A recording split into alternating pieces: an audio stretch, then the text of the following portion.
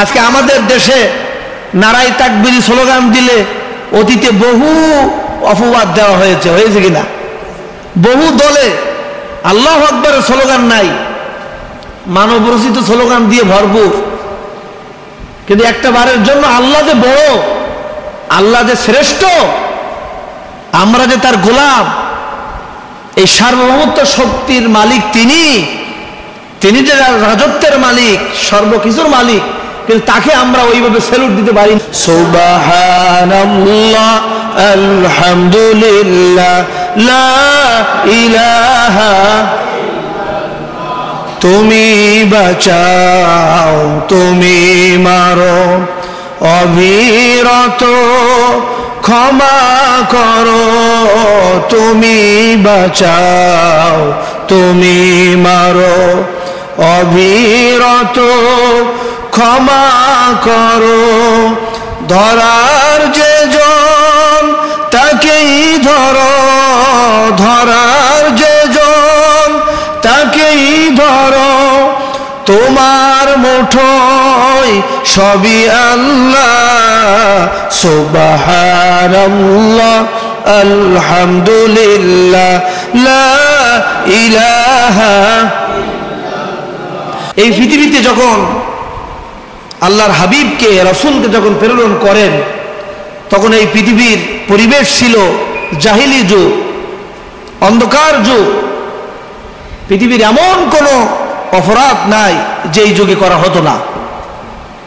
জীবন্ত কন্যা সন্তানদেরকে কবর দিয়ে দেওয়া হতো, নারীদেরকে ভোগ করা হতো। যৌবিক চাহিদা মেটানোর জন্য কে মা, কে বোন, কে মেয়ে, কে শাশি, কে মুরব্বী, এগুলো দেখা হতো না।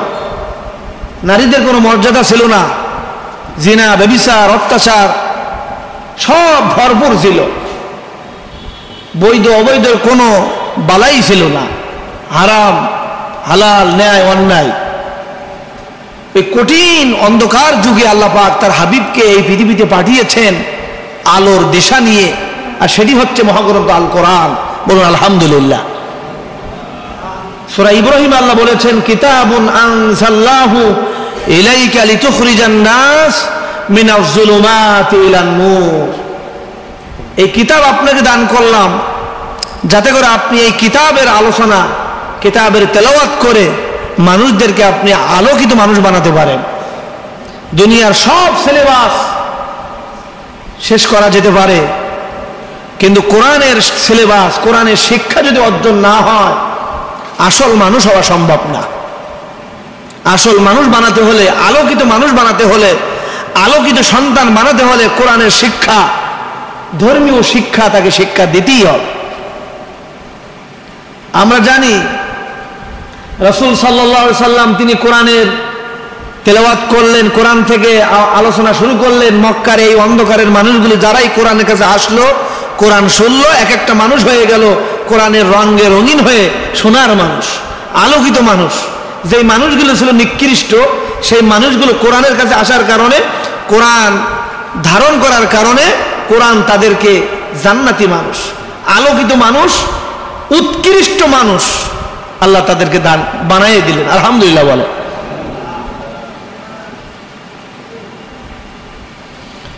বিশ্বনবী সাল্লাল্লাহু আলাইহি ওয়াসাল্লাম তিনি একবার হযরতে আয়েশা সিদ্দিকা রাদিয়াল্লাহু তাআলা আনহাকে বললেন, আয়েশা রে, তুমি কি বলতে পারবে আকাশের ভিতরে কোটি কোটি তারকা, ওই কোটি কোটি তারকা যদি এক পাল্লায় দেওয়া হয়, আমার এমন একজন সাহাবী আছে, ওই সাহাবীর জীবনে যত নেক আমল, সমস্ত নেক আমল যদি অপর পাল্লায় দেওয়া হয়, আমার সাহাবীর নেক আমলের পাল্লা আকাশের কোটি কোটি তারকার চাইতে বেশি ভারী হবে। জোরে বলেন সুবহানাল্লাহ। চারটিখানি কথা। আকাশের কোটি কোটি তারকা, এক একটা তারকা কত ওজন, কত ভারী, তার চেয়ে গণনার দিক থেকে, ওজনের দিক থেকে আমার সাহাবী, এমন সাহাবী আছে তার নেক আমলের পাল্লা তার থেকেও ভারী হবে, ওজন হবে, গণনার দিক থেকে বেশি হবে। জোরে বলুন সুবহানাল্লাহ।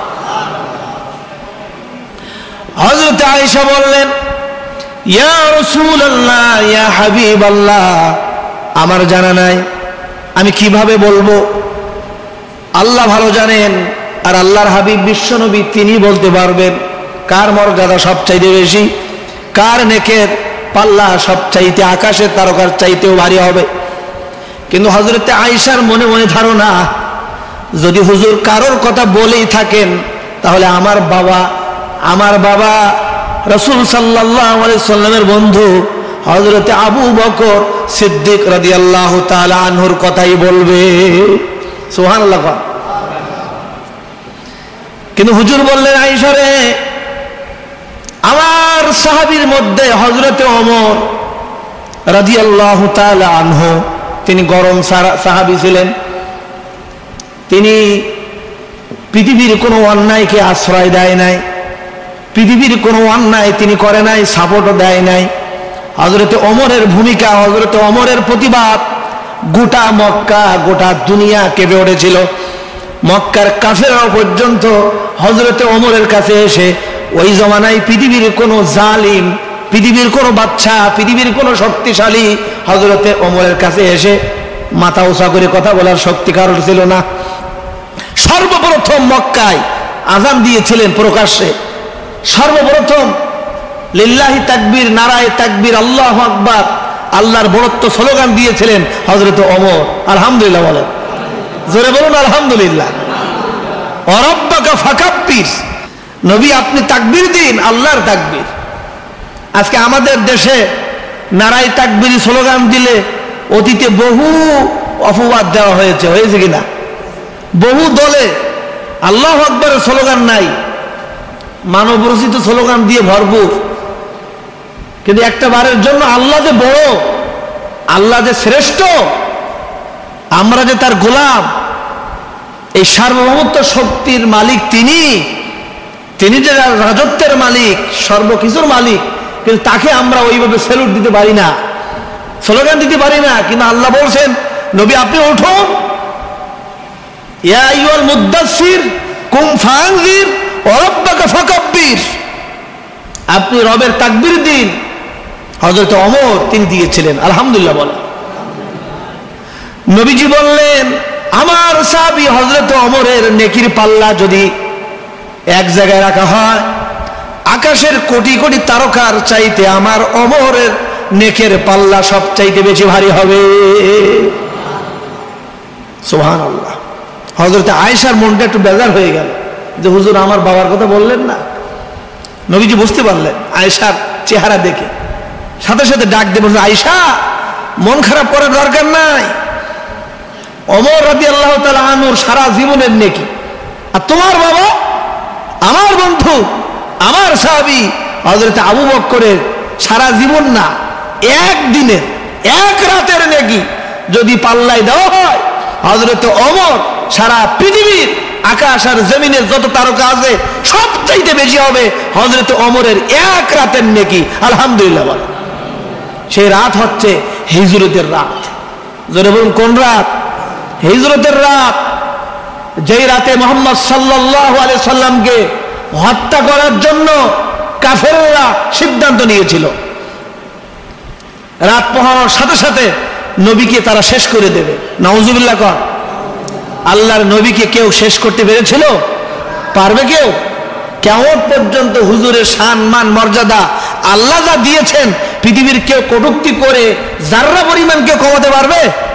পারবে না।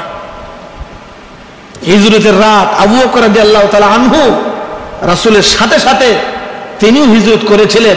লম্বা ঘটনা, সেদিকে আমরা যাব না। হযরত আয়েশার মনটা ভরে গেল, নিজকে হাসি দিয়ে বললেন, আলহামদুলিল্লাহ। এই ছিল সাহাবা আজমাইনদের ভূমিকা।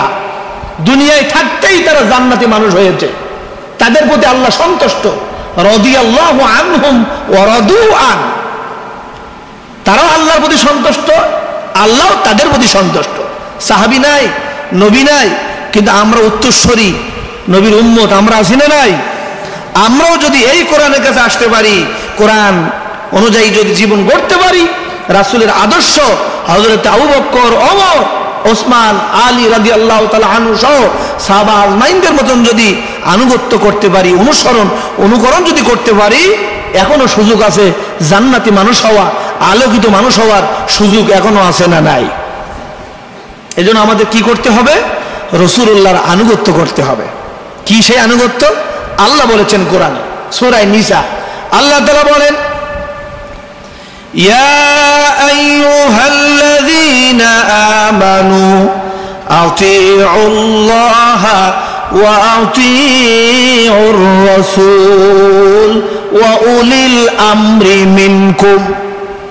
ইয়া আইয়ুহাল্লাযীনা আমানু, হে পৃথিবীর ঈমানদাররা, আতিউল্লাহা ওয়া আতিউর রাসূল, তোমরা আল্লাহর প্রতি আনুগত্য করো, রাসূলুল্লাহর প্রতি আনুগত্য করো, ওয়া উলিল আমরি মিনকুম, আর তোমাদের মধ্যে যারা দায়িত্বশীল, তোমাদের মধ্যে যারা নেতা, ইসলামিক পণ্ডিত যারা, তাদের উলিল আমর, দায়িত্বশীল যারা, তাদেরকে তোমরা অনুসরণ করো, তাদের নেতৃত্ব মেনে নাও এবং তাদের কথা শোনো। কথাটা কার? আল্লাহর কথা। রাসূল সাল্লাল্লাহু আলাইহি সাল্লামের পিছনে, রাসূল সাল্লাল্লাহু আলাইহি সাল্লামের সামনে অসংখ্য সাহাবীরা মেনে নিয়েছিলেন, নামাজ পড়তেন, রোজা রাখতেন, কিন্তু আল্লাহ রাসূলকে নেতা হিসাবে, আল্লাহ রাসূলকে অনুসরণ করতে পারতেন না 100%। পিছনে বহু মুনাফিক ছিল। জোরে বলুন, কি ছিল? মুনাফিক ছিল। আজকের বাংলাদেশে মুসলমান বহু আছে, নবীর উম্মত বহু আছে, কিন্তু নবীর আদর্শ, নবীর সুন্নাহকে এখনো পর্যন্ত অনেকে মেনে নিতে পারে না। আল্লাহর আদর্শকে মানতে পারে না, কষ্ট হয়। সেগুলো বললে চেহারাটা কালো হয়ে যায়। অথচ তিনি হলেন মহামানব, মহান ব্যক্তিত্ব, তিনি সার্বজনীন, তাকে আল্লাহ পাক যে শান মান মর্যাদা দিয়েছেন পৃথিবীতে অন্য কোন নবীকে দেননি। তার জীবনে রয়েছে উত্তম আদর্শ, যুবকদের আদর্শ, মুরব্বীদের আদর্শ, শিশুদের আদর্শ, নানার আদর্শ, জামাইয়ের আদর্শ, স্বামীর আদর্শ, ব্যবসায়ীদের আদর্শ, সেনাপতিদের আদর্শ, এমনকি রাষ্ট্রনায়কের আদর্শ। আলহামদুলিল্লাহ বলে সূরা আহজাব, আল্লাহ বলেছেন, লাকাদ কানা লাকুম ফি রাসূলিল্লাহি উসওয়াতুন হাসানা, তোমাদের জন্য উত্তম গ্রহণযোগ্য মডেল আদর্শ হচ্ছে তোমাদের রাসূল। তোমাদের রাসূলের জীবনে রয়েছে। তার জীবনটা হচ্ছে একটি বিপ্লবী জীবন। তার জীবনটা হচ্ছে ওয়া ইন্নাকা লাআলা খুলুকিন আযীম। তার জীবনের মধ্যে কোনো দাগ নেই। তাকে মেনে নাও, তাকে গ্রহণ করো। যদি তাকে 100% গ্রহণ না করতে পারো, এখনো ঈমানদার হতে পারো নাই। রাসূলের হাদিস, হযরত আনাস রাদিয়াল্লাহু তাআলা আনহুর বর্ণনা এসেছে, লা ইউমিনু আহাদুকুম হাত্তা আকুনা আহাব্বা ইলাইহি মিন ওয়ালিদিহি ওয়া ওয়ালাদিহি ওয়ান নাসি আজমাইন, আও কামা ক্বালা নবী আলাইহিস সালাতু ওয়াস সালাম। হযরত আনাস রাদিয়াল্লাহু তাআলা আনহার বর্ণনা এসেছে, তিনি বলেছেন, বিশ্বনবী বলেছেন, লা ইউমিনু আহাদুকুম হাত্তা আকুনা আহাব্বা ইলাইহি মিন ওয়ালিদিহি ওয়া ওয়ালাদিহি ওয়ান নাসি আজমাইন, তোমাদের মধ্য থেকে যতক্ষণ পর্যন্ত তোমরা তোমাদের সন্তানাদি, তোমাদের পরিবার, স্ত্রী, তোমাদের আহাল, তোমাদের আপনজন, তোমাদের সম্পদ, তোমাদের নেতৃত্ব, তোমাদের জীবনের বিনিময় সবচাইতে বেশি যতক্ষণ পর্যন্ত আল্লাহর নবী মুহাম্মদুর রাসূলুল্লাহকে অনুসরণ করতে পারবে না, ততক্ষণ পর্যন্ত খাঁটি উম্মত হতে পারো না। রাসূলের সহিহ হাদিস, বুখারী এবং মুসলিমের বর্ণনা। এখানে আমরা যারা আছি, আমাদের স্ত্রী, আমাদের সন্তান, আমাদের সম্পদ, জমিজমা, টাকা পয়সা, গাড়ি বাড়ি, নেতৃত্ব, সব থেকে বেশি এখনো পর্যন্ত আমরা রাসূলুল্লাহকে আদর্শ ভালোবাসতে পারি না। যদিও আমরা কিছু কিছু ছোট ছোট সুন্নাহগুলি মেনে নিতে পেরেছি, কিন্তু যে রাসূল মক্কা ছেড়েছিলেন, যে রাসূল মার খেয়েছিলেন, যে রাসূল রক্ত দিয়েছিলেন, যে রাসূলকে মেরে হেলমেট ভেঙে মাথার মধ্যে লোহা ঢুকে দেওয়া হয়েছিল, দাঁত ভেঙে দেওয়া হয়েছিল, শিয়াবি আবি তালেবে জেলে ঢোকানো হয়েছিল, যে রাসূলুল্লাহর অসংখ্য সাহাবীরা জীবন দিয়েছিল। কেন? যাতে করে মক্কায় মদিনায় একটি জাহিলি যুগ পরিবর্তন হয়ে একটি সোনার সমাজ, ইসলামী সমাজ, যেই সমাজে আল্লাহর আইন দিয়ে সবাই চলবে, রাষ্ট্র চলবে, আমরাও চলবো, সেই রাষ্ট্র কায়েম হয়েছিল এত রক্ত, এত স্যাক্রিফাইস করার কারণে। কথা বলেন ঠিক না বেঠিক? আলহামদুলিল্লাহ আমাদের বাংলাদেশে একটি পরিবেশ তৈরি হয়েছে। আমরা বহু কিছু দেখেছি, আমরা বহু দলকে দেখেছি, বহু আদর্শ আমরা দেখেছি, বহু সংবিধান আমরা দেখেছি। বাংলাদেশের মুসলমান আমরা যারা আছি, এই নবীর আগমনের মাস, নবীর বিদায়ের মাস, এই রবিউল আউয়াল মাসে আমরা যদি সিদ্ধান্ত নিতে পারি, আমরা পৃথিবীর কোনো মানুষের বানানো থিওরি আর দেখতে চাই না। আমরা আল্লাহর পক্ষ থেকে যেই মহাগ্রন্থ আল কোরআনের সংবিধান এবং রাসূলুল্লাহর আদর্শ বাস্তবায়ন আমরা দেখতে চাই। বাংলাদেশের সব উম্মতি মুহাম্মদীরা যদি এক হয়ে যায়, রাসূলুল্লাহর উম্মতেরা যদি এক হয়ে একটা বার যদি আমরা ঐক্যবদ্ধ হয়ে রাসূলের আদর্শ অনুযায়ী যদি আমরা দেখতে চাই, গড়তে চাই, হাতে হাত রেখে মেনে নিতে চাই, তাহলে রবিউল আউয়াল মাসের মূল মেসেজটা আমরা গ্রহণ করতে পারবো এবং বাস্তবায়ন করতে পারবো।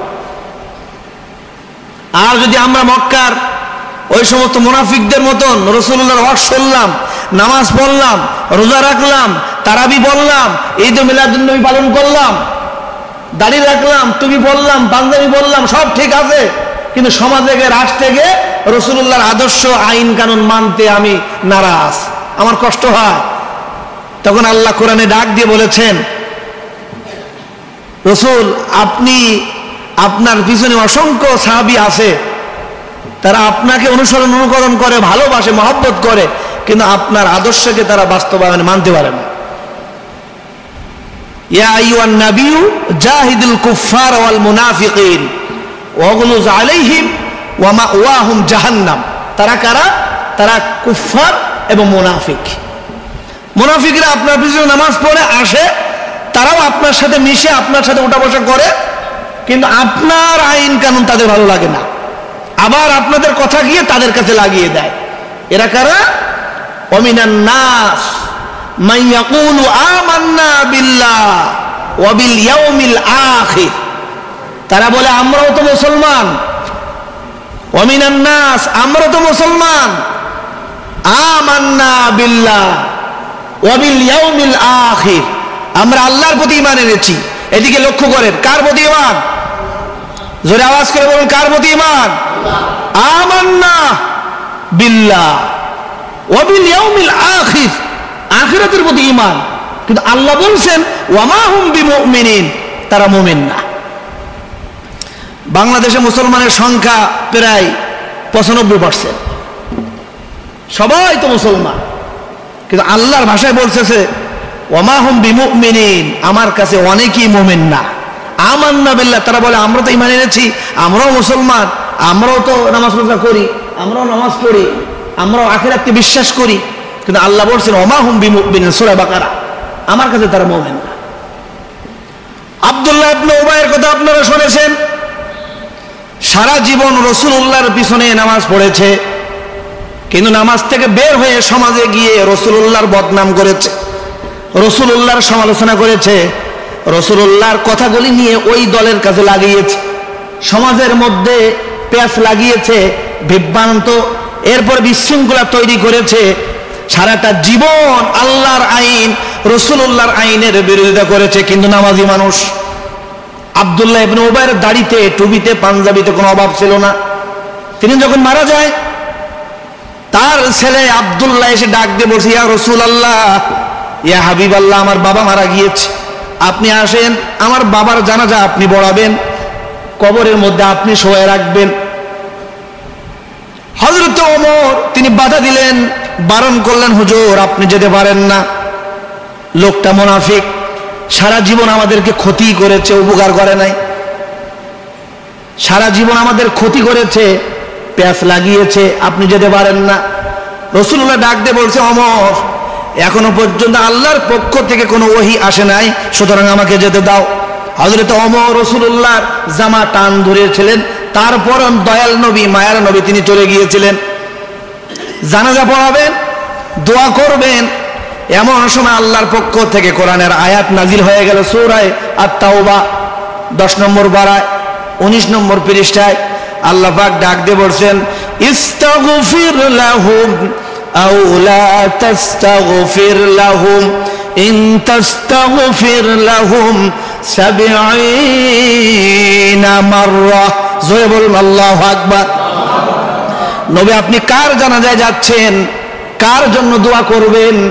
একবার নয়, দুইবার নয়, 70 মাররা, 70 বার যদি আপনি জানাজা পড়ান, 70 বার যদি আপনি তার জন্য আমার কাছে দোয়া করেন, ওমরের কথাই সত্য, সারা জীবন আব্দুল্লাহ ইবনে উবাইয়ের পক্ষে দোয়া কবুল হবে না।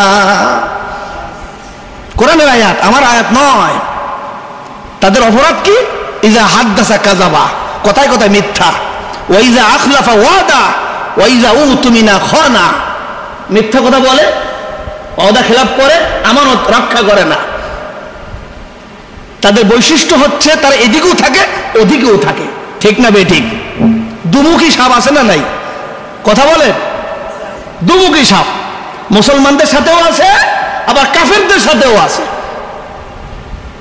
সময় বুঝে ছাতা ধরে, বৃষ্টি কোন দিক থেকে আসে জানা যায় না, কোন দল ক্ষমতা যায় জানা তো যায় না, তোমাদের সাথে আমরা আছি। ইসলামের পক্ষে ইসলাম ওয়ালাদের কোনোদিন কাজে লাগে না, এরা মুনাফিক।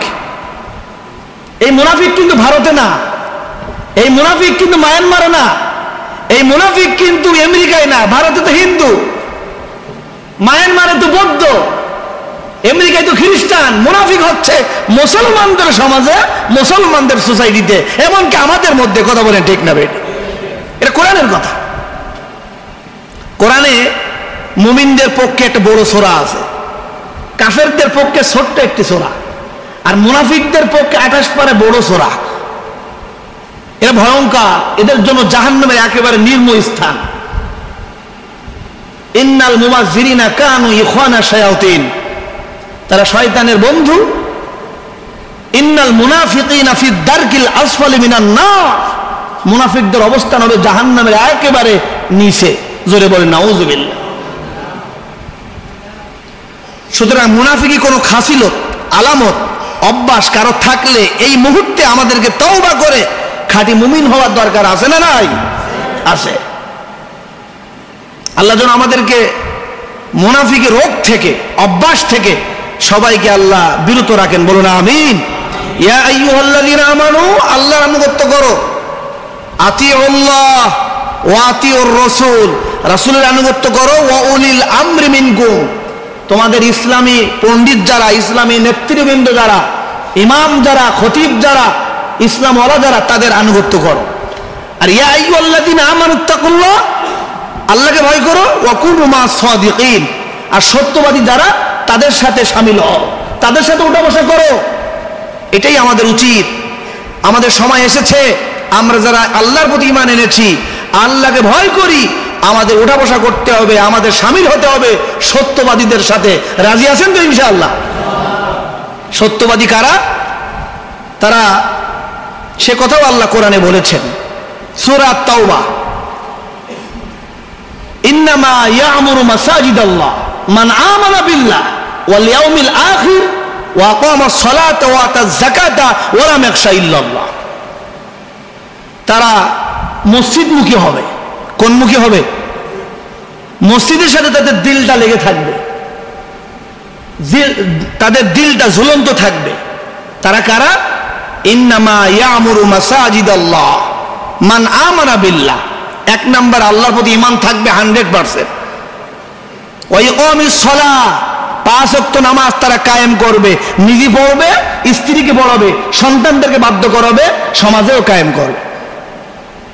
ওয়াইতাই যাকাত, যাকাত প্রদান করবে। বাংলাদেশে যাকাত কায়েম নাই, মন মতন যাকাত ফিতরা দিয়ে দেয়, কিন্তু হিসাব কিতাব করে যদি যাকাত প্রদান করা হতো, বাংলাদেশে গরিব থাকার কথা না। কথা বলেন ঠিক না বেটি?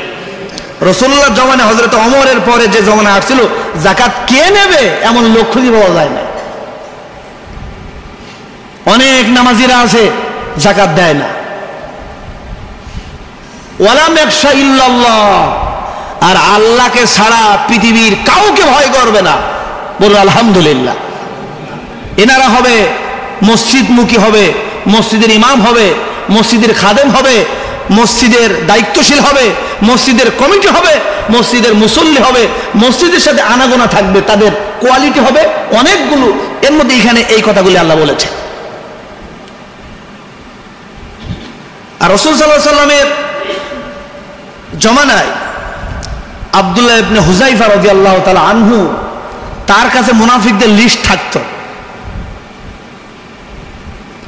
রাসূল তার কাছে লিস্টটা রাখতেন।